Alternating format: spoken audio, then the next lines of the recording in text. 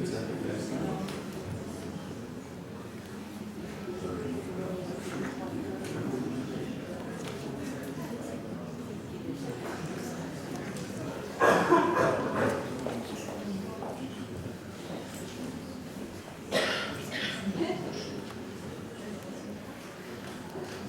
bonjour. Donc, je ne suis pas Monsieur Dan, je suis Alain Loum, je pense que vous aurez compris. Et je vous remercie pour votre introduction. Donc, le talk d'aujourd'hui est consacré, comme il est indiqué ici, au cerveau humain. Alors, le titre est un tout petit peu, peut-être ronflant, un regard sur sa complexité et ses propriétés émergentes, et pour ça, il s'agit bien de ça.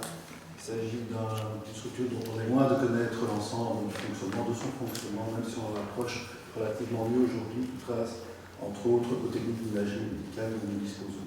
Alors, cette première image ici vous montre, pour que vous sachiez de quoi il s'agit, d'un cerveau, mais pas tout à fait. C'est essentiellement ici des fibres qui connectent l'ensemble des neurones, les tractus que l'on peut voir par une technique un peu particulière qu'on appelle la tractographie.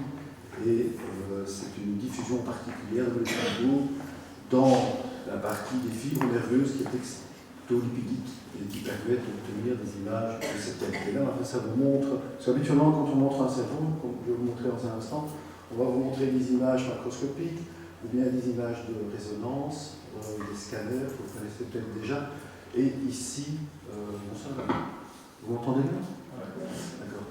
Et ici, c'est pas encore très habituel, mais donc c'est des très très belles images qui vous montrent la densité des connexions. Et c'est pas pour rien que je vous l'ai montré en première instance, parce qu'il est marqué ici plasticité synaptique. Et puis s'il s'agit d'une journée qui est consacrée à la pédagogie et à l'apprentissage, il y a une façon d'apprendre aussi, c'est d'apprendre avec des conditionnements qui soient opérants dits de Pavlov, ou ce qui n'est rien. On parlerait du comportement, du conditionnement, excusez-moi, de Pavlov, et nous verrons que pour mettre une trace, une mémoire au sein des cellules qui composent ce cerveau, eh bien, il y a des transformations très subtiles qui ont lieu au niveau des synapses, et c'est sur ce point-là que je m'arrêterai à la fin de l'exposé. Bon, alors ici, commençons par cet aphorisme. Donc les hommes doivent savoir que du cerveau seulement naissent nos plaisirs, nos joies, le rire, plaisanterie, aussi bien que le douleur, le chagrin, le larmes. Donc, c'est Hippocrate, 4e siècle avant Jésus-Christ, et donc il avait tout à fait raison en ce sens, parce que nous verrons qu'après, on s'est un peu égaré, puisque Aristote pensait, ou plutôt défendait, que c'était le cœur le centre de l'intellect. En fait, c'est peut-être bien compréhensible, parce que finalement, les émotions qui sont aussi gérées par le cerveau, un peu particulières, se ressentent essentiellement, enfin parfois essentiellement au niveau du cœur. Donc la peur, l'émotion, l'amour, tout ça, ce sont des sentiments qui en fait sont plus ressentis non pas ici, mais bien au niveau du cœur. Et le cerveau, pour Aristote, finalement fonctionnait comme un radiateur qui tempérait un tout petit peu les ardeurs du cœur, et donc ce radiateur, avec le ventricule, peut-être que les avez peut-être observé chez les animaux. Alors il était interdit durant la Grèce antique de disséquer, sauf à Alexandrie, où les prisonniers étaient même vivisectés. Donc, et Hérophile s'est adonné à cette pratique, et cette première dissection ont permis d'identifier, peut-être pour la première fois dans l'histoire, peut-être même avant le temps des Égyptiens, de cet acteur un peu plus subtil, que le cerveau est le centre, l'emplacement de la perception, l'intelligence peut-être de la perception, de la compréhension du monde dans lequel les individus sont placés. Et enfin, un bond important, et le premier donc, anatomistes de qualité moderne sont bien sûr ceux qui ont travaillé durant la Renaissance, et donc André Vézal occupe une place particulière, puisque c'est lui qui est le premier à pratiquer des dissections de manière systématique, avec une description très détaillée et très précise, qui fait encore date aujourd'hui, d'une certaine façon, même si bien sûr les techniques ont évolué, donc avec une manière Porris Fabrica, qui a été publié en 1543. Donc vous avez ici deux représentations avec là, un cerveau vu par la partie inférieure, et on voit très bien l'émergence des nerfs crâniens qui sont représentés ici, le chiasme optique qui est là. Donc c'est extrêmement moderne en fait comme description. Alors, bien sûr, il y a des scientifiques, il y a des anatomistes, mais les artistes ont toujours leur place. Alors donc, bien sûr, Leonardo da Vinci est certainement un très très grand artiste et il a aussi donc fait des représentations, pratiqué des dissections et montré de manière tout à fait correcte et scientifique, donc par les dessins, une description très précise du système nerveux central, pas simplement le cerveau, mais aussi la moelle, aussi les ganglions, donc tel que représenté ici. Alors, puisqu'on parle d'artistes, il y en a qui nous intéressent, c'est Michel-Ange. Alors, au plafond de la chapelle Sixtine, vous avez cette représentation aussi. Alors, c'est la création d'Adam. Donc, vous avez Dieu qui tend un doigt, un influx vers l'homme qui se crée ainsi. Et il est entouré d'angelots, et une nappe ici, vous voyez très très bien. Et en fait, je vais vous passer l'image suivante. Focalisez votre attention sur cette image-ci. Voilà. Et regardez ce que je vois là. Donc voici la même image. Et voici ce qu'on appelle une coupe médiale du cerveau. Alors, prenez un cerveau, vous coupez en deux, les deux hémisphères, là vous avez ceci. Donc c'est quand même très très frappant parce que ici, vous auriez ce qu'on appelle la scission de Sylvius, que vous ne voyez pas ici, mais qui est représenté là, entre le lobe temporal et le lobe frontal, ici. Le tronc cérébral, la tige pituitaire, enfin, il y a d'autres structures qu'on peut simuler. Alors, peut-être que c'est un hasard, mais en tout cas, c'est un hasard heureux, parce que ça ressemble assez fort. Alors, faites attention aussi à ceci, donc le doigt, qui donne la vie, mais ce doigt ne touche pas le doigt de l'homme, ou d'Adam. Nous en parlerons, vous verrez dans un instant pourquoi. Alors, on a l'anatomie du système nerveux central, mais on ne sait toujours pas très bien comment ça fonctionne. Et disons que, même si c'est un peu fantaisiste, la toute première tentative d'explication, de compréhension du mode de fonctionnement des individus a été pensée par un médecin autrichien, Franz Joseph Gall. Et ce Franz Joseph Gall a étudié l'ensemble des reliefs, des dépressions, des fosses, des bosses que vous pourriez avoir au niveau du crâne, avec l'idée que ces différentes fosses, bosses crâniennes retraçaient la surface du cerveau. Donc en fait, c'est une empreinte que le cerveau imprimait sur le crâne et il en déduisait donc une série de traits de personnalité. Donc, par exemple, les gens, les bandits, voulaient avoir des espèces de reliefs suborbitaires très importants, de la bosse des maths, ou de la tension, de l'affection. J'avais été suivre un talk au Parlement européen à 3 ans avec Colin Blackmore, et dans les représentations de ceci aux États-Unis, il y avait la bosse du républicanisme. Les bons républicains avaient une bosse. Donc c'était quand même intéressant. Bref, mais ceci nous amène à cette autre observation qui a été faite par Paul Broca,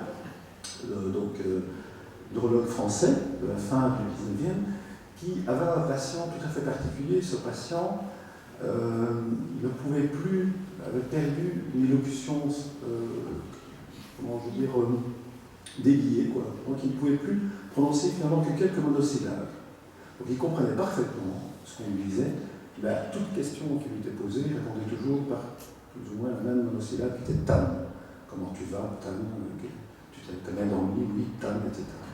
Et au décès du patient, Broca a donc pratiqué l'autopsie, prélevé son cerveau, et on s'aperçoit en fait qu'il y a une lésion ici, au niveau du lobe frontal, dans une zone très particulière, une lésion assez focale, assez précise, et cette lésion correspondait, pour Broca, à l'explication des troubles cliniques présentés par son patient lors de son vie. Et donc, c'est la première corrélation anatomo-clinique qui a été exercée, effectuée où on démontre qu'une lésion qui siège à un endroit particulier du cerveau est responsable d'une dysfonction. Donc ici, c'est très joli, porte d'ailleurs aujourd'hui le nom d'aire de Broca, et qui est composé de 3 parties bien connues des neuroanatomistes. Donc cette lésion qui siège là, qui peut être une lésion soit liée à une thrombose, une petite artériole qui va irriguer cette région-là, qui est donc annoxée, puis qui va disparaître au cours du temps, correspond à l'endroit qui contrôle en fait l'ensemble des muscles phonatoires, donc ce qu'on va appeler la carte motrice du langage, d'une certaine façon. Il y a une autre carte plus particulière qu'on appelle la carte Wernicke, qui est située plus postérieurement au niveau du lobe pariétotemporal, des lobes pariétotemporaux, et qu'on appelle l'aire de Wernicke, et qui est elle, située assez proche de la zone qui reçoit les afférences auditives, donc le cortex auditif dit primaire. Et donc là, il y a toute une bibliothèque, une sémantique des mots qui en fait est organisée dans cet endroit-ci, dans cette aire de Wernicke. Il y a un faisceau de fibres qui va donc ramener ces informations vers l'aire dite de Broca. Et donc vous avez deux centres. Vous avez un centre de l'organisation du langage, entre guillemets, et un centre exécutif qui permet de produire ce langage. Donc quand vous avez des aphasies, c'est-à-dire un problème concernant la locution, eh bien vous pourriez avoir soit une aphasie dite de Broca, vous comprenez tout ce que l'on raconte, mais vous ne savez plus vous exprimer, ou une aphasie dite de Wernicke, et là vous avez un langage fluide, mais qui est empreint de néologisme et qui en fait n'a pas beaucoup de sens. Donc ça vous montre bien qu'il y a une forme de multimodularité du cortex, il y a des régions très précises qui ont sous le contrôle des fonctions très précises. Donc, par exemple, l'ensemble des afférences sensibles que vous percevez, donc au niveau tactile, il y a une circonvolution qui sont situés les neurones qui reçoivent ces afférences précises. Donc vous avez par exemple pour la vision, c'est le lobe occipital, ici à l'arrière, qui va intégrer les informations visuelles qui proviennent de la rétine, après des relais particuliers. Donc enfin c'est des modules. On peut dire qu'il y a des modules qui concernent l'audition, qui traitent de l'audition, qui traitent de la vision, qui traitent de différents cortex, qu'on va d'abord appeler primaires, ceux qui reçoivent directement les afférences sensibles. Et puis, vous allez avoir des cortex qui vont associer ces afférences sensibles entre elles, qu'on appelle des cortex associatifs. Et chez l'homme, ces cortex associatifs sont extrêmement développés. Donc, ces nouveaux modules qui sont apparus au cours de l'évolution permettent ainsi des associations entre différentes modalités sensorielles qui sont donc ainsi perçues, qui donnent une image du monde, une image intégrée sensible, une image aussi associative, donnant des propriétés intéressantes de compréhension de ce monde. Voilà. Par exemple, ceci vous le montre bien. Vous avez 3 cerveaux. À gauche, pour vous, à gauche, vous avez donc le cerveau de l'homme extrêmement plissé. Donc, ici, vous avez un cerveau du chat, et ici, un cerveau de rat. Alors, ils ne sont pas à l'échelle. Hein. Donc, ici, ça fait à peu près 2 grammes. Donc, ce que vous voyez tout de suite, c'est les circonvolutions qui sont présentes ici. Alors, pourquoi est-ce que ce cerveau est plissé alors qu'il l'est moins que les autres? C'est que vous avez un volume crânien dans lequel vous pouvez mettre un certain nombre de neurones. Alors, ils ne sont pas, bien sûr, dispersés au hasard. Vous avez des groupes de neurones qu'on appelle les noyaux, c'est plutôt dans le centre du cerveau. À sa surface, vous avez une très faible épaisseur qu'on appelle le cortex, dans lequel vous avez des neurones qui sont stratifiés en 6 couches, toujours en 6 couches. Et donc, plus cette surface est grande, plus vous avez de neurones. Donc, une façon, c'est de chiffonner cette surface un peu et de la rentrer dans une boîte crânienne, et ça vous donnera cet aspect très circonvolué du cerveau humain. Mais bon, ici vous sont représentés donc le cerveau lisse d'un rongeur. Alors, ce que je voulais surtout vous indiquer à propos des modules corticaux, c'est que vous avez 3 parties ici. Une partie rouge, c'est du visuel, donc ça traite des informations visuelles. Une partie bleue traite des informations auditives. Et un cortex qu'on appelle sensorimoteur, donc qui reçoit les informations sensorielles tactiles de toute nature, de toute modalité, donc la douleur, le sens tactile fin, la chaleur, la température, donc sont intégrés dans cette région du cerveau du rat, par exemple. Bien, on voit que plus on évolue phylogénétiquement vers l'homme, plus on s'aperçoit que les zones dévolues ici, qui occupent l'ensemble du cortex chez le rat, deviennent relativement, proportionnellement plus petites et extrêmement petites chez l'homme. Et tout le reste, ce sont des cortex associatifs.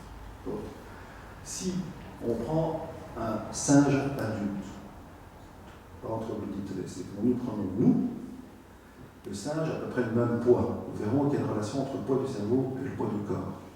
Mais si on prend donc un singe, il a un cerveau qui fait 700 grammes. Avec ça, il fait tout ce que nous faisons. Manger, boire, courir. D'ailleurs, un cerveau, ça ne sert pas à penser, ça sert à agir, disait Henri Laborit. Bien, ce singe fait tout. Sauf une chose, c'est ce que nous faisons aussi. Donc, ils ne sont pas tous rassemblés.